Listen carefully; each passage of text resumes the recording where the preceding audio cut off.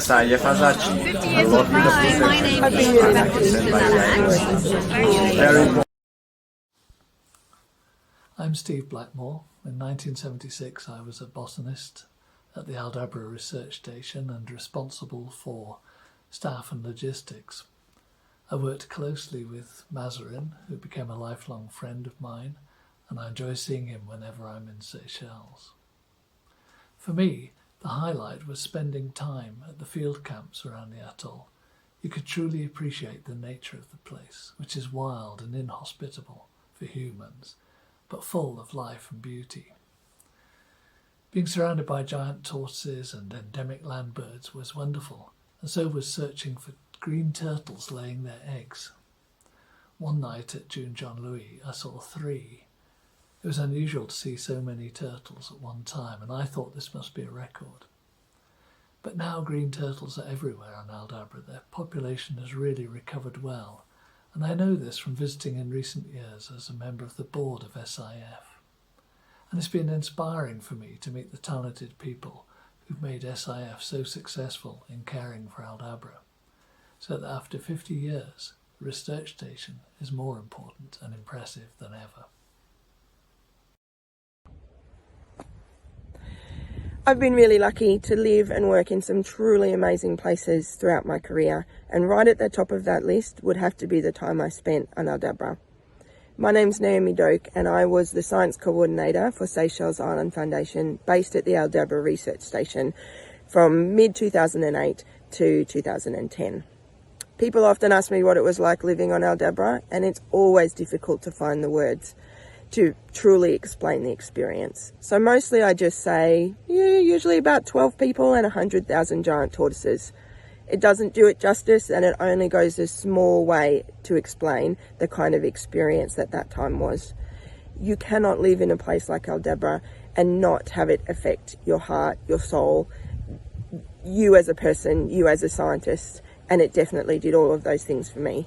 I consider myself truly privileged to have played just a small part in the last 50 years, and I look forward to hopefully being involved in some small way in the next 50 and beyond.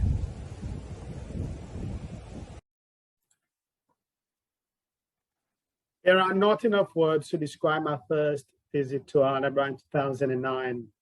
I was amazed and still is by the unique biodiversity found on land and below water. I was mesmerized by the atoll's natural beauty that simply takes your breath away. Instantly, I was disconnected from the hustle and bustle of life and drawn to the tranquility that reigns on the atoll. I remember quite well when I first set foot on the atoll. It was a sunny day and the sea was at low tide. We had to walk across the sand flat to the shore, and were welcomed by a group of juvenile sea turtles and black-tip sharks moving across the shoreline to Pecan Island. From there on, I appreciated the fact that the lack of human presence and activity on the island meant that the atoll's ecosystem remained pristine, hence our stay would be a novel experience. The sheer abundance of flora and fauna across the various habitats in Aldabra is so fascinating. I managed to visit most of the islands, snorkel in the lagoon, and facilitated some educational activities involving students from a few schools in Seychelles.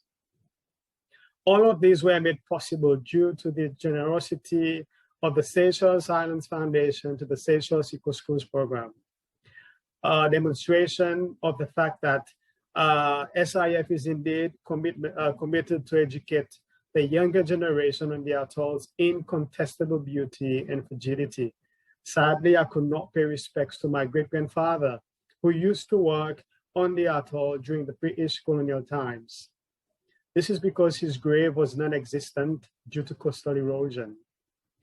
I was, however, comforted when I learned that one of the islands was named after my late great-grandfather, and forever grateful for his dedication to the overall management and protection of the atoll during the early 20th century.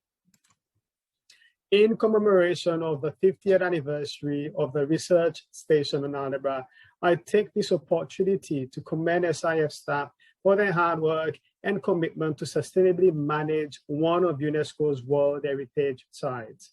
I call upon everyone to please be conscious of your actions and do your very best to reduce your impact on the environment.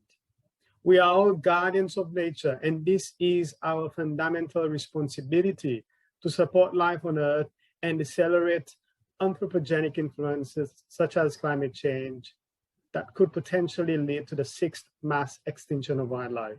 I am certainly looking forward to my next visit to Aldabra, one of the jewels of the Indian Ocean. Thank you.